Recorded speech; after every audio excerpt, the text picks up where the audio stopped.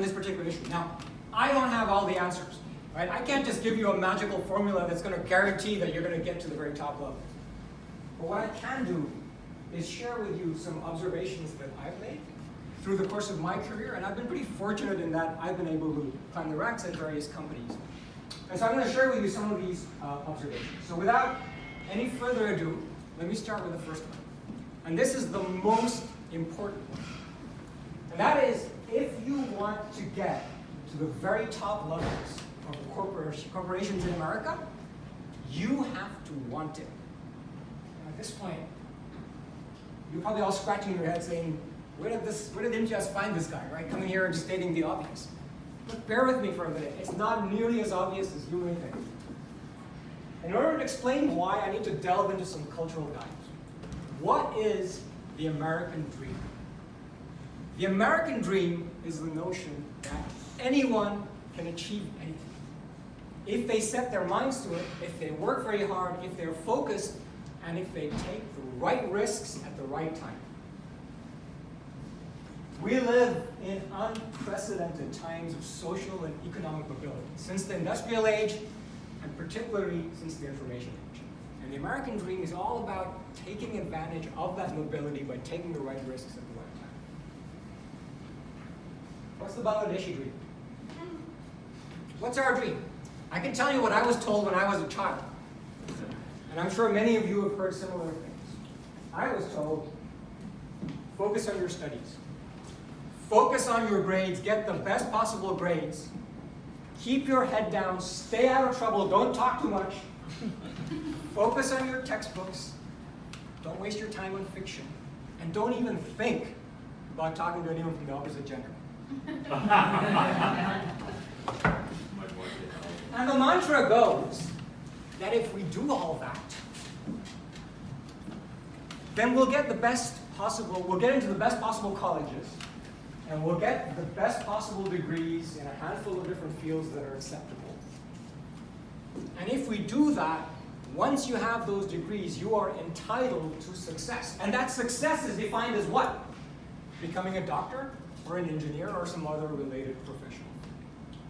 But you see, the problem with that is if that's the dream, and you do all that, you get your degrees and you become a doctor or an engineer, what happens when you get there? And that happens pretty early in your careers. Once you get there, you've already achieved the dream. Right? You're sitting there thinking, I've reached the promised land. Right? I've done everything that I could possibly do, what I was asked to do. And so what happens? You get really happy, really content, I've made it. And you dig in and you launch into cruise control mode. Happy that you've reached the promised land.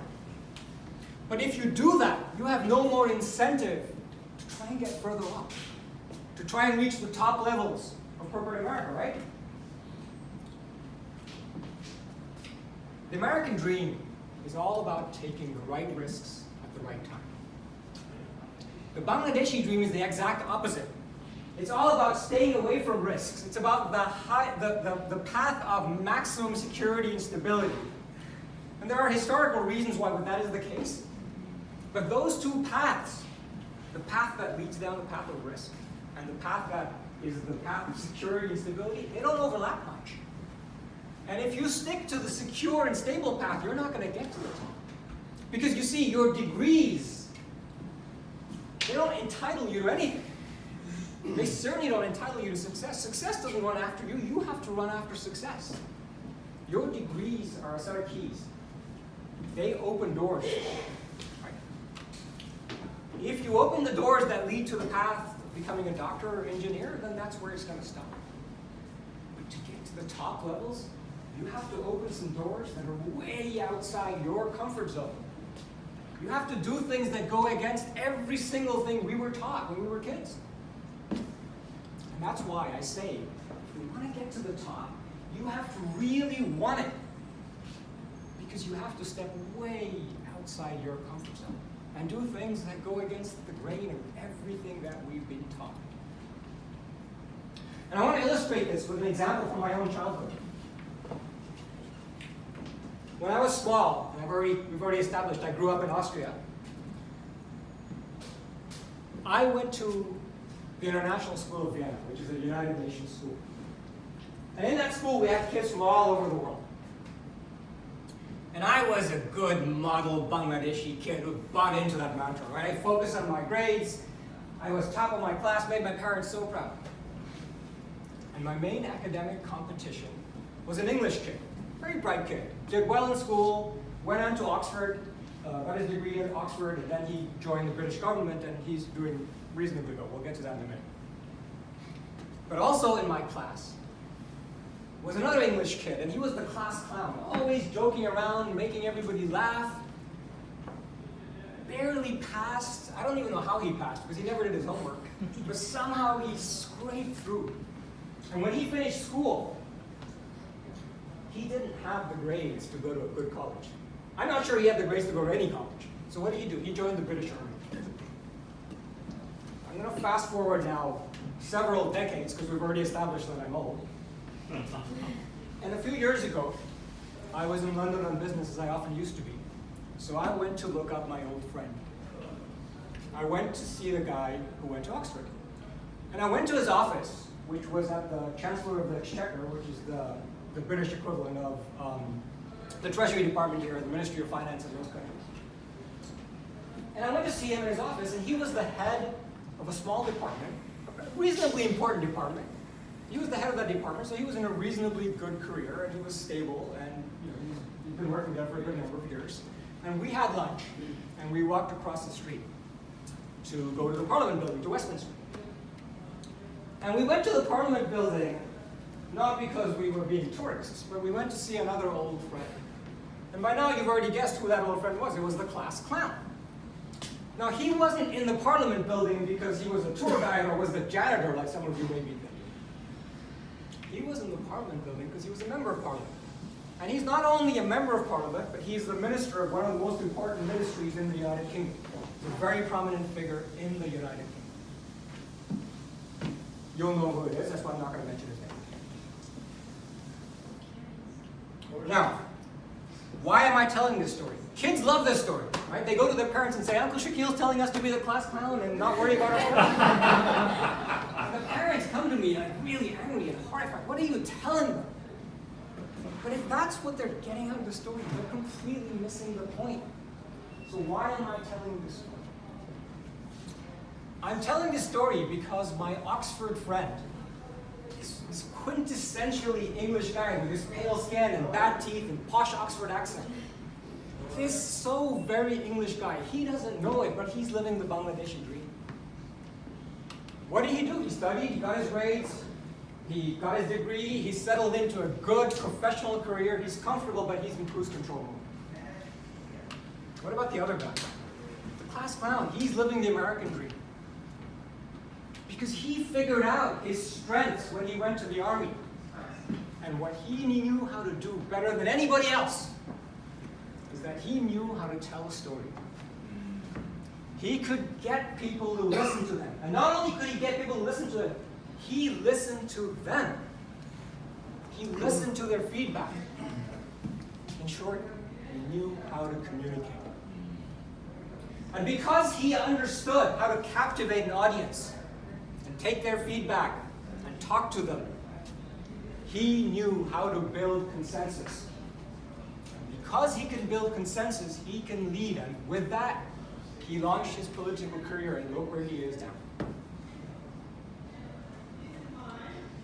Because what he figured out, that we as a community still haven't figured out, and we still struggle with, is that the most important skill in getting to the top is not your grades, it's not your studies, it's not your degrees.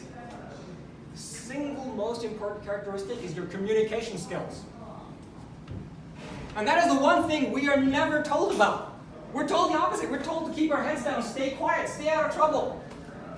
And that's fundamentally wrong. We're doing a tremendous disservice to our youth by telling them that. Because I don't care what organization you're in, I don't care what level you're at. If you want to lead, if you want to get to the top in a team environment, you have to know how to communicate. So the bottom message here is work on your communication skills. Invest in that. Invest the time, invest the money, take the courses, do whatever the heck you have to do. But you have to build your communication skills. There is no substitute. It's contrary to the way we think about the world. You don't lead because of your degrees. You lead because you can build consensus. And in our world, we think, well, you get the leadership position because of your degrees, and then you bark orders down to those below you. But that's not how you lead. You lead by consensus, right? You have to get people to believe in you. So it's all about communication. And we are at a significant disadvantage in the community because we don't stress it in our entire educational system. So you guys all have to compensate for that. You need to invest heavily in building your communication skills. So that's message number 1. Okay. Now, point number 2. We've already established that your education, okay, is not. Actually, before I get to point number 2, let me say something. Let me talk about something else. Contrary to popular opinion in our community, you don't have to be a doctor or engineer to get to those levels, right? In fact, if you look at the CEOs of Fortune 500 companies, and you were to rank them and look at all their degrees, most of them have degrees in liberal arts. A few do have degrees in engineering. But what that should tell you is that really your degree doesn't matter. Why? Because that's not the skill that's going to take you to the top. That's not the skill that you need in order to get to that level. It's a very different set of skills that are required to get there. And those skills are not ones that we're taught in our system, in our educational system, in our upbringing. Now, those of you that are particularly astute and may have actually listened to my bio intro, you may have noticed, wait a minute, this guy went to very good colleges and he has a degree in computer science. He's being hypocritical. Now you're right, I did study computer science. But the day that I got my PhD, I left the field. I left the field and I took a risk. I went to Wall Street. Because I wanted to see what I can do with the skills that I'd acquired in my computer science education and apply them to a completely different world. And I had to learn an entirely new discipline. But you know what the saying is, right? No pain, no gain. If you want to make the maximum impact, you have to go down a path that's not so well, that people don't usually go down. Right? You have to find out what your niche is and where you can make a difference. And the mistake we make as a culture is that we think whatever we study is the field that we're married to for the rest of our lives. And that's just fundamentally wrong. Because we don't even know what fields are going to be in demand 10 years from now, 20 years from now, let alone 30 years from now. If you had told me when I was in college 35 years ago that social media is going to be as big as it is now and employ as many people as it does, I wouldn't have known what you're talking about, even as a computer scientist, because it just didn't exist. And so the future professions, we don't even know what they are. And what does that tell you? That means that your degree is just a toolbox. It's a set of skills. And you can't just take that set of skills and expect to keep applying it for the rest of your life and the rest of your career. That set of tools you have to expand on. And we've already established that communication is one more thing that needs to go in there. It's a very important one. But you need to constantly expand on that toolbox, constantly acquire new skills to position yourself for the future. Position yourself for the things that are going to be in demand. Okay, so we've established that your academic skills are neither necessary nor sufficient to get you to the top of anyone. I'm going to tell you something else that's not sufficient. And some of you will be disappointed by this. I often have people come up to me and say, I've been doing such a great job. Been here for years. I'm doing a phenomenal job. I've done every single thing I've been asked to do, and I've delivered everything on time. But I'm not getting promoted. And they don't like my answer because my answer is, I hate to break this to you. But if all you're doing is what your job requires, If all you're doing is what your job is asking you to do, then you're at exactly the right level. You don't get promoted for doing your job, you get paid for doing your job. That's why you were hired, right? You get promoted for showing ability way beyond your job. You get promoted because you've shown ability for that next level that you're trying to get to. So what does that mean in real life? That means you have to focus on all the skills that are needed to get there. You have to think outside the box. You have to think way ahead of the game. Instead of just focusing on your work, you have to acquire the skills that are going to get you to the next level. You have to think strategically about where your company is headed, what your company needs. You need to talk to your manager about these things with ideas that you have. You need to expand your toolbox significantly, way beyond what your job just requires. And that toolbox expansion, it's a lifelong thing. You don't get to rest on your laurels the minute you get your degree. You have to keep working on it. Now, another important thing, if you want to position yourself for advancement, is that you have to build relationships within your organization. And I don't just mean with your boss, or perhaps with the people below you. You have to build relationships with everybody around you, including in your own team, especially in your own team. Why? Because a true leader is a natural choice, not one that's enforced. And a natural choice means everybody else has to buy into it. Everybody else has to say good things about you. And what that means is that you have to invest the time and effort to build relationships with everybody else on your team. I don't care how much you dislike them and everything they stand for. You need to work on those relationships if you want to advance in this organization. And you have to figure out what makes every single person tick, and you have to build those relationships. I don't care how different they are from you. There is no way around that. You have to do that. So you can't just keep your head down, stay quiet, stay out of the way, and expect that if you do your job, you're automatically going to get promoted. It doesn't work that way. That's just not how the real world works. So, all right, so we've talked about academics, we've talked about job.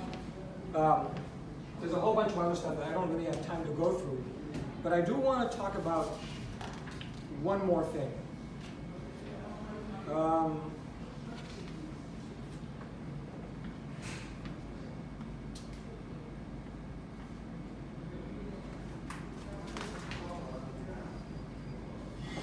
As you can see, this thing goes on forever. So let me just.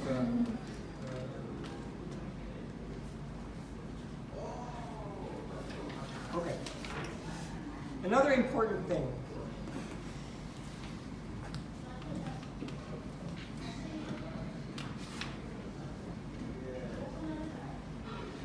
Okay.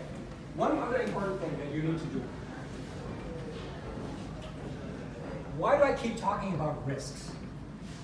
Yeah, you do need to take risks, right, in order to make a difference, in order to advance significantly. It doesn't happen without risk. But why is this so important? Think about the following. Other than the obvious stuff, that in order to make a maximum impact, you have to do something different. Think about the following. If you are in a position of leadership, if you are leading a large company or a large division, you have to make decisions for where that company is headed. And these are really difficult decisions, strategic decisions, right? And as you know, not every leader, not every CEO gets it right all the time. That's impossible to do. And yet, people will take those risks because they have to if you want to make the difference, right? Now, the important thing here is that when you take a risk and it fails, you recognize that it failed, and that you adjust yourself, learn from it, and you position yourself for the next time. And this is critically important, because early in your career, if you have never taken a risk and failed and learned from it, how the hell are you going to lead a large company and make the strategic decisions that you have to at that level?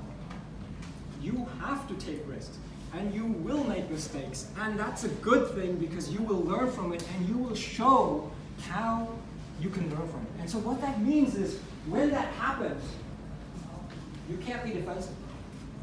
You have to own up to those mistakes. You have to show that you can learn from them, and you have to show how you learn from them and how you can position yourself for the next round.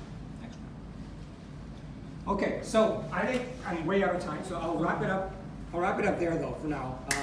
I'll open it up for any questions anybody may have, but bear in mind that every question you have will delay your dinner by.